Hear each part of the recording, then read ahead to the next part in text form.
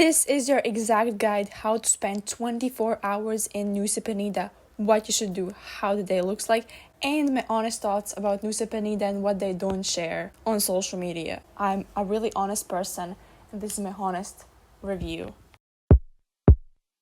Yeah.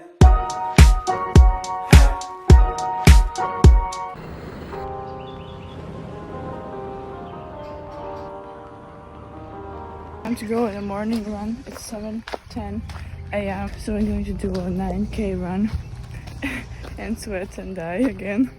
Not excited. Snorkeling for 3 hours. Then I'm gonna come back and then hit the gym because the gym is like 5 minutes away from this nowhere place where I'm staying.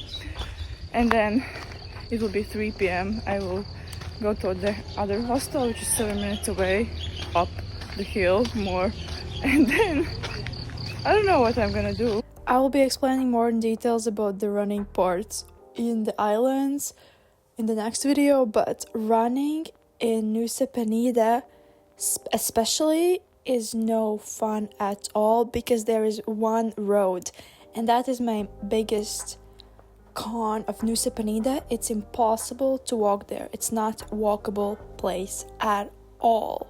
Like, not at all. There's just like scooters and that's it. But I did extremely sweaty run, and immediately I finished and I ran till the place where we got picked up. This place was arranged by the hostel I was staying at, and I actually highly recommend this tour. This tour is by the main beach. This is the location or guide kinda. He was awesome. So this tour starts with around 30 to 40 minute drive with the boat to the first spot, Manta Rai spot. The drive is really bumpy, but I would say that I enjoyed the ride, way more than I enjoyed the snorkeling part. It's just so scenic because I was literally sitting there and being like, I can't believe that I'm here. I'm literally across the world, traveling solo across the world. I'm in this boat somewhere about to snorkel for the first time in my life. And oh yeah, mind you that this all costed only 8 euros for like 3-4 hours. That is insane. But pretty much all the boats, they go to the same 3 spots near Nusa Penida. But I would say that I enjoyed the snorkeling more in Nusa Penida than I did in Gili Islands.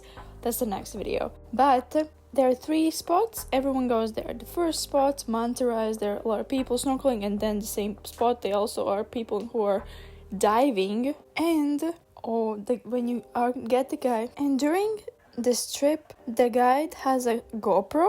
It's included in the price, and he takes photos and videos of you, of everyone.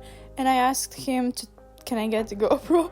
And this was my first time ever snorkeling, so I could not get in deep because the pressure in my head starts hurting. If you have ever been under the water, you would understand what I'm talking about. I just could not, and also could not hold my breath. And also the saltiness of the water is next level. Like, when I tell you next level, the times I accidentally swallowed the water, ouch.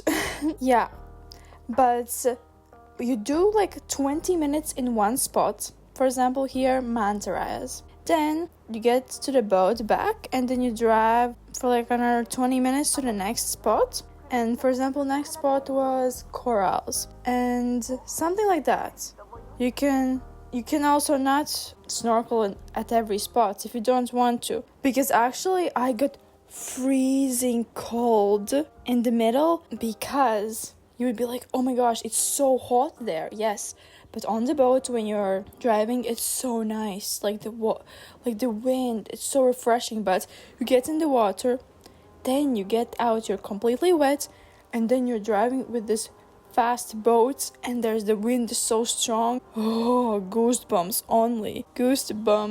only. That's one thing to keep in mind. I would recommend for you to take a big towel or a big t-shirt. No, better towel. I had nothing because, as I told you, I did my run. And then immediately I went to the place. They gave me the things you need for snorkeling. Oh yeah, beforehand I went to the toilet. I needed to do my post-run, speed up your digestion, aka toilet break. I was thankful that there was a toilet because I could not otherwise have holded it in anyways. How was my first experience snorkeling? I did not even overthink or think about how it will be. I just had seen on social media how it looks, like all these videos, the same thing. It was and wasn't what I expected. I mean, as I told you, I enjoyed more the being on the boats and just like getting in the scenery than actually getting in the water. Even though, yes, it felt surreal to see the corals, to see the turtles, to see the manta rayas. But I more enjoyed the scenic view, not below water. But our guide was really nice. He literally just filmed when I asked, when anyone asked. And in these places where the corals are, they kind of feed the fishies little bitly, so you would get nicer shots and nicer videos. It's actually crazy. They do this every day in this. It's crazy. I don't know how they do this in like million times a day also. And how do I get the footage? So here it was afterwards, just they took out the SD card from the GoPro and they had this kind of attachment and they put it in your iPhone, like the charging spot, and just kind of like airdrop it, something similar. So it was really quick. But when I was in Gillies, there was just like you kind of scan the QR code, and then there's like Google Docs drivers from all the dates, and you just can pick all the photos or videos what you liked. And the water was pretty warm. It wasn't cold. It wasn't like milk warm water. But overall, for the price, I highly recommend. Like, I know these are the things that tourists do, but also I would recommend. This is pretty much how to spend one day in Nusa Penida, because I will be honest, Nusa Penida, I felt like it was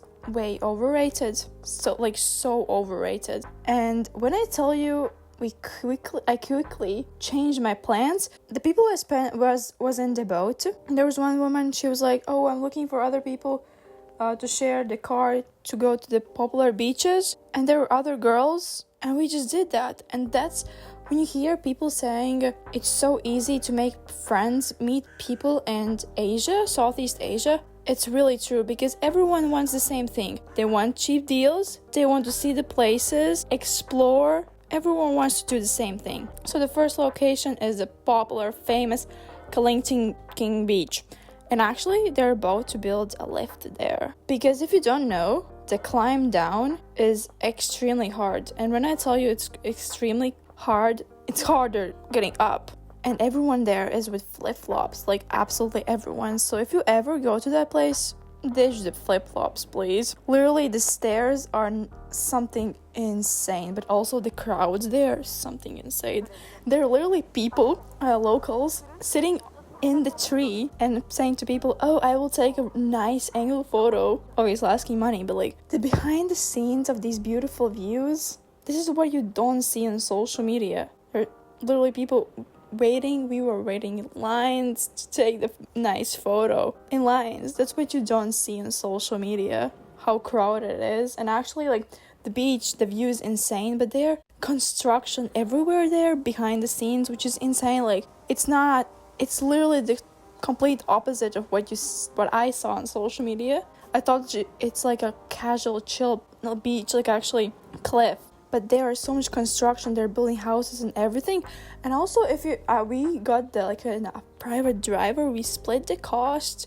It was another like 10 euros, and to enter every of those spots you have to pay. It's not much. I mean, we didn't pay because we just paid the driver, and the driver paid for everything. I don't know why my voice sounded like I was complaining about, oh, we paid another. No.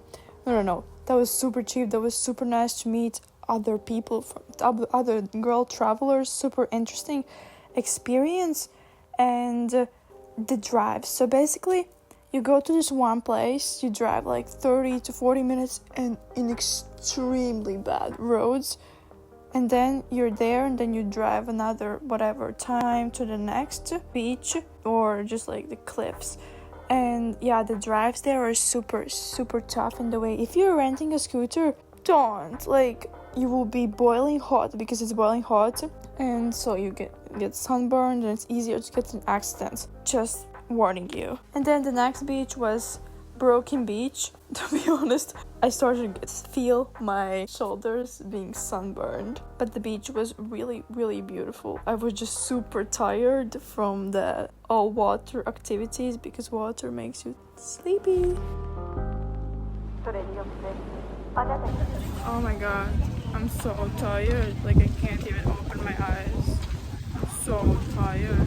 We came to Crystal Beach, and we came and now we're driving back. We're gonna go back to where we're staying in Nusa Penida, like the main center.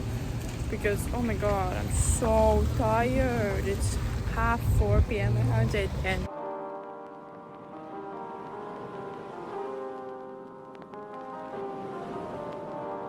It's 4:14 p.m. I'm in the main, again back to where the harbor is and where the ferries go from Bali to other places. I'm going to Gili tomorrow, Gili Island. I'm gonna stay probably for one night. Just gonna explore and then go to Ubud. It's 4 p.m. I haven't ate nothing. I've ate absolutely zero. I don't know how am I surviving because it doesn't feel like I haven't ate nothing. I'm not too hungry. I'm not too hungry. Usually I would be extremely hungry. I'm going to the same place I went yesterday. It's kind of buffet where you eat as much as you like to. The place is called Varung Coconut. It's literally straight when you walk out of the harbor. I highly recommend, billion times. It's a buffet. You just choose what you want. First you start with rice, then there are different veggies. They are traditional things. Then there are meats, or there are tofu, tempeh. Like, I'm vegan. There's so many options, so many options, and I literally spent like €2. The plate is ginormous. She just literally walks and looks at the plate and calculates in her head how much she will ask to you.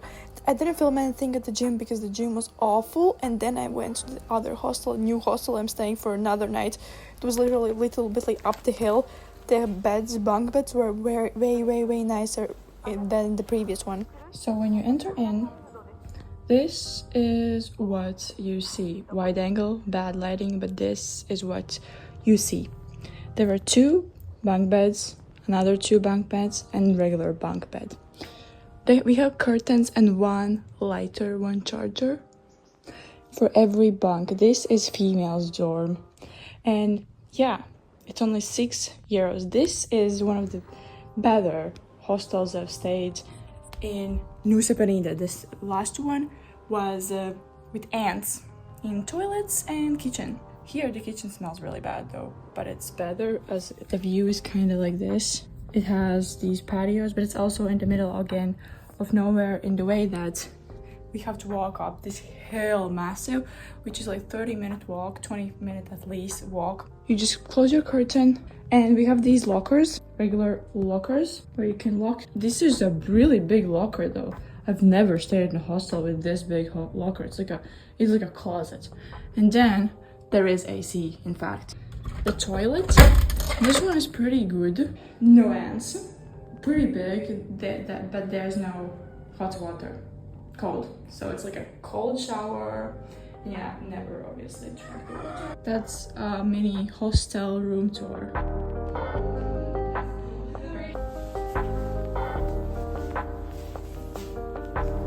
I just did all the ordering. I have to repack my suitcase. I have to leave in like 30 minutes. I'm so sweaty from the run. No one's currently here. Everyone has left. And I'm leaving to Gili's today. And that is going to be my next vlog. Gili's. Around 32 hours in Gili Islands. See you in the next one. Oh yeah, I will show the ferry ride to Gili's. No, that will be next video. Okay, bye.